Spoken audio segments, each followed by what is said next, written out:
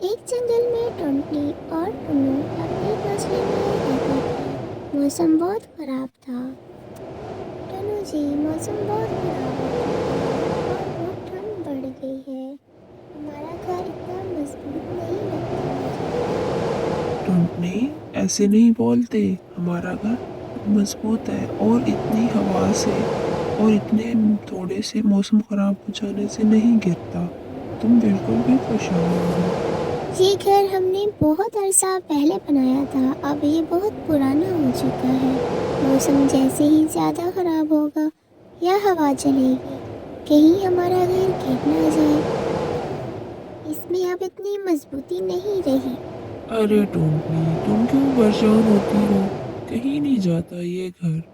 और इतना मौसम खराब नहीं है कि हमारा घर टूट जाए। ये घर अभी बहुत अरसा और भी ऐसे ही रहेगा। अरे कहा था ना मैंने, ये देखो हमारा घर हिलने लग गया है। टुन्नू जी, मैं बिल्कुल ठीक कह रही थी। हमारा घर अब मजबूत नहीं रहा। हम क्या करेंगे? ये तो अभी गिर जाएगा। हाँ टुनटुनी, तुम ठीक कह रही हो। ये तो घर मजबूत ही नहीं रहा। लेकिन तुम परेशान ना हो, मैं अभी कुछ करता हूँ। मैं ये घर ठीक कर लूँगा। तुम इधर ही रहो, मैं अभी आता हूँ। टुन्नू जल्दी से घर को ठीक करने के लिए वहाँ से निकल पड़ता है और सोचता है कुछ ना कुछ करके वापस जरूर आऊंगा। जैसे ही वो वापस आता है, अरे टन्नू जी, हमारा घर टूट गया, हम बेघर हो गए। मैंने आपको कहा था ना हम बेघर हो गए हैं। टन्नू जी, अब हम क्या करें? हाँ टोंटनी, हम तो बेघर हो गए हैं। मैं तो कोई सामान लेने गया था कि अपना घर ठीक कर लूँगा, लेकिन मुझे तो कुछ मिला ही नहीं। अब हम क्या करेंगे? टुन्नू जी, हम बेघर हो चुके हैं। अब हमें नहीं पता हम किधर जाएंगे। मौसम इतना खराब है और बारिश बहुत तेज हो रही है। मुझे तो यहाँ बहुत ठंड लग रही है। हम अब क्या करें? लेकिन टोंटनी, तुम परेशान ना हो, ये मेरा फर्ज है। मैं ज़रूर कुछ कर लूँगा। मैं अभी जाता हूँ और कुछ ना कुछ ज़रूर करके वापस आऊँगा। तुम मेरा इंतज़ार करो, मैं आता हूँ। इस तरह तेज बारिश में टुन्नू घर का सामान इकट्ठा करने के लिए निकल पड़ता है, लेकिन उसे कहीं भी कुछ नहीं मिलता। वो रास्ते में ही बैठ के बहुत रोता है और सोचता है, मैं अब टोंटनी को क्या जवाब दूँगा? मैं तो कोई सामान इकट्ठा नहीं कर पाया। वो घर से बाहर बेघर बैठी है। मैं अब क्या करूँ? टुन्नू बहुत परेशान होता है कि वो टुनटुनी के लिए कुछ भी नहीं कर पाया। वो रास्ते में ही बैठ के सोचता और रोता रहता है।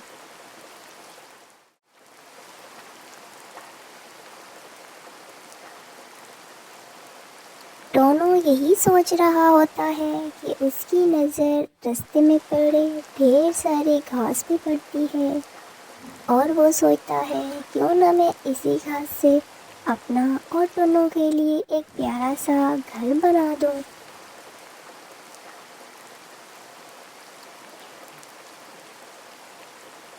वो वहाँ से घास उठा के ले जाता है और एक बहुत ही प्यारा सा घर बनाता है जो बहुत मजबूत होता है।